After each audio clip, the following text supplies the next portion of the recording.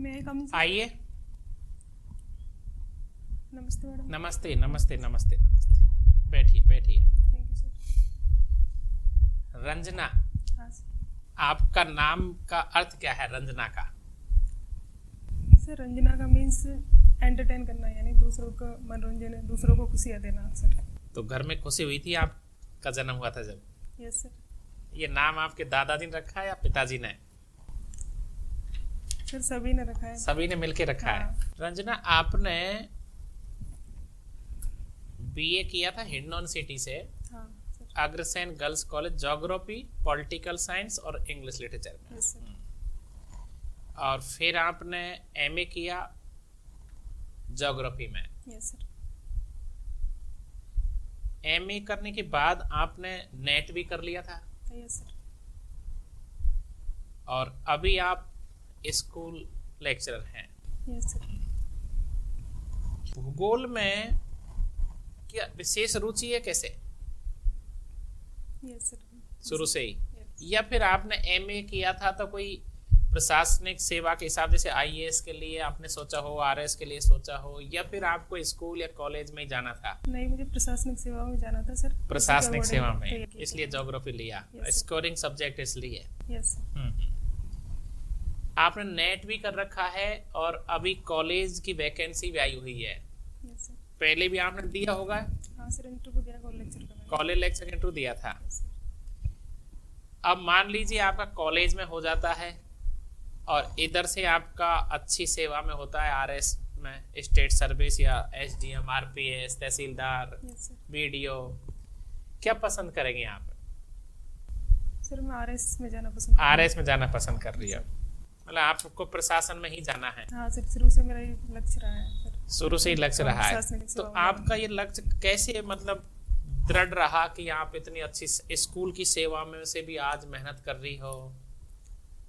मतलब आपका ये लक्ष्य अचानक आया या बचपन से ही था? कौन है आपके आदर्श?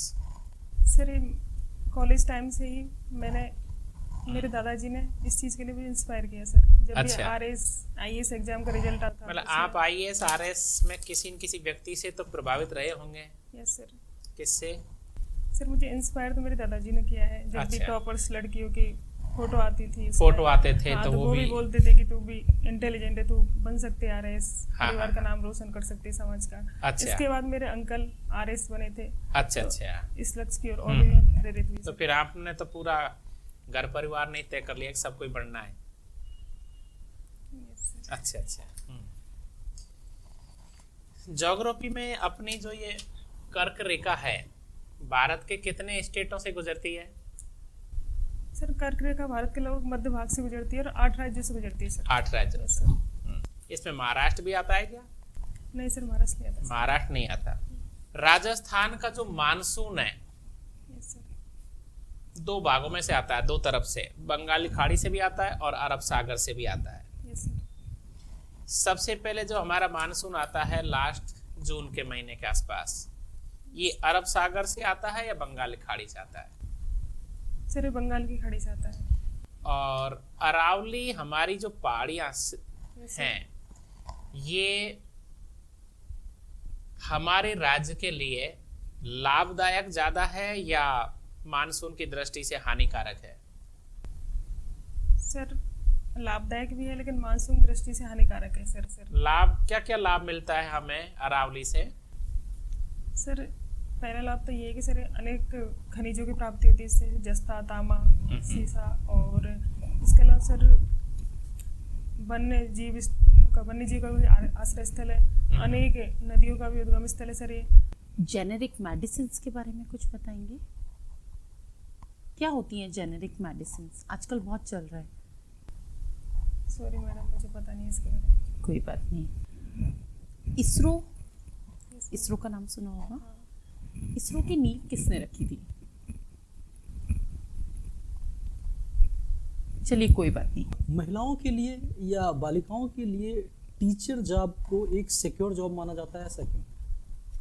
सर महिलाओं को जॉब करने से सर परिवार को भी संभालना होता है, तो फिर जो टीचिंग की जो जॉब है उसका फिक्स टाइम होता है, उसके बाद परिवार को भी संभाल लेती है। लेकिन जो प्रशासनिक सेवा 24 आवर्स की ड्यूटी होती है, इसमें कभी भी कॉल आ सकता है ड्यूटी के लिए, तो उस दृष्टि से इनको थोड़ा ऐसे बनाया जाता है सर। अच्छा, महिलाओं को आगे बढ़ाने के लिए क्या और प्रयास किए जा सकते हैं, आप कुछ बताइए, एक दो प्रयास। सिर्फ महिलाओं के लिए पहली चीज़ तो ये कि उनके साथ शिक्षा के क्षेत्र में भेदभाव को समाप्त किया जाए, उनको शिक्षित किया जाए, और जो भी गवर्नमेंट द्वारा स्कीम चलाई जा रही है उनको ज़मीनी स्तर पर लागू किया जाए, उनसे महिलाओं को परिचित किया जाए, जिससे कि उनके खिलाफ जो घरेलू हिंसा और दहेज प्रथा के जो अत्याचार होते हैं उनमें कमी आए और महिलाएं सशक्त हो सकें। अच्छा, महिलाओं की शिक्षा से समाज और देश पे क्या प्रभाव पड़ता है? सर महिला अगर शिक्षित होगी तो एक परिवार के साथ साथ समाज और देश भी एक विकास करेगा सर। महिलाएं अगर शिक्षित है तो वो अपने बच्चों का भी अच्छे से विकास कर सकती है। अभी शिक्षा के अधिकार अधिनियम 2009 के तहत शिक्षा को मूल अधिकार में शामिल किया गया यस सर। कुछ समय पहले, है ना? तो वो क्या है, उसमें मुख्य कितने से कितने वर्ष के बच्चों को शिक्षा देना अनिवार्य किया गया है? सर उसमें 6 से 14 वर्ष के बच्चों के लिए प्राथमिक शिक्षा को अनिवार्य किया गया है, निःशुल्क प्राथमिक शिक्षा। अभी जो नई शिक्षा नीति आई है, यस ये पुरानी शिक्षा नीति से किस प्रकार भिन्न है? सर इसमें एक तो व्यावसायिक शिक्षा पर जोर दिया गया है सर। कुछ मातृभाषा में शिक्षा के हाँ, बारे में बात मातृभाषा में और क्षेत्रीय भाषा में शिक्षा पर जोर दिया गया है सर। की? अच्छा, रंजना, आपकी हॉबी है गर्ल्स को पढ़ाना, महिलाओं को मोटिवेट करना। Yes sir. आप शहरी महिलाओं को मोटिवेट करती है या ग्रामीण परिवेश की महिलाओं को? सिर्फ ग्रामीण परिवेश की, क्योंकि मैं उसी किस ग्रामीण प्रकार परिवेश- से मोटिवेट करती है, मतलब उनमें किसके प्रति उनकी जिज्ञासा बढ़ाती हो?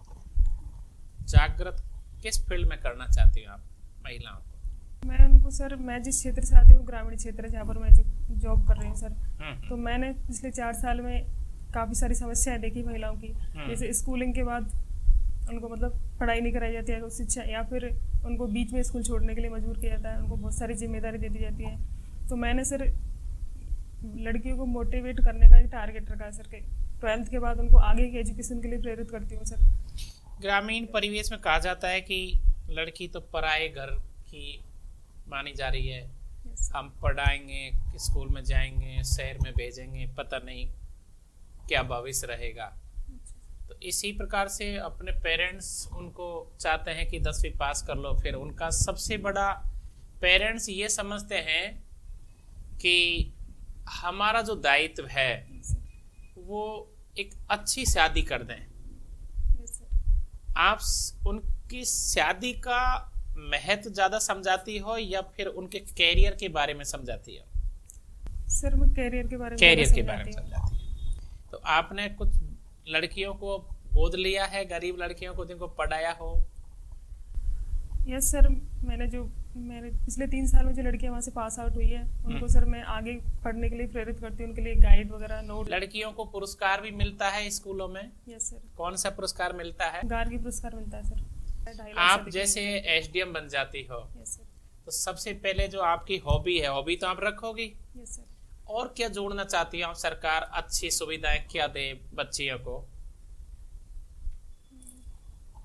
आपका क्या विचार है कि मेरे जैसे मैं एसडीएम बनती हूँ तो मैं किसी भी सरकारी योजना में ये सलाह दे सकती हूँ उच्च अधिकारियों को या सरकार को?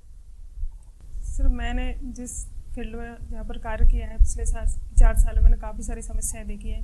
एक तो जो गवर्नमेंट द्वारा जो स्कीम चलाई जा रही है गार्गी पुरस्कार वाली, तो इनमें पेमेंट नहीं मिलता लड़कियों को अच्छा। टाइम पर, तो उनके इंटरेस्ट लेती है उसमें फॉर्म भरने का, तो वो एक रेगुलर होना चाहिए सर, फिक्स टाइम पीरियड में उनके पास आनी चाहिए वो। और दूसरा ये है कि सर लड़कियों के लिए सैनिटरी नैपकिन की जो प्रॉब्लम है वो अच्छी क्वालिटी के नहीं होते, तो इससे लड़कियां उनको भी लेने में इंटरेस्ट नहीं दिखाती और वो टाइम पर भी नहीं आते। हाँ हाँ हाँ। तो फिर ये मतलब ये जो योजना है सुचारू रूप से संचालित हाँ, करने का आपके मन में कि हाँ, सर। सरकार की योजनाएं तो बहुत अच्छी है लेकिन आप चाहती हो कि इनको टाइम पर। उनका इम्प्लीमेंटेशन अच्छे से हाँ। करना चाहिए सर। आप में ऐसे 2 कौन से गुण हैं जो एक प्रशासनिक अधिकारी में होते हैं? सर एक तो मैं समय की पाबंद हूँ सर। अच्छा। हाँ। और दूसरा? एक संवेदनशीलता सर मेरे अंदर, सामने वाले की प्रॉब्लम को समझना और उसके लिए तो सॉल्यूशन। फिर संवेदनशील होकर फिर आप बहुत परेशान नहीं हो जाओगे कि रात में भी काम करोगे, इस दिन में भी काम करोगे, परिवार प्रभावित नहीं होगा क्या? नहीं सर, इसको मैनेज कर लूंगी, थोड़ा टाइम लगता है मैनेज चीज़ में। करोगे। Okay, thank you very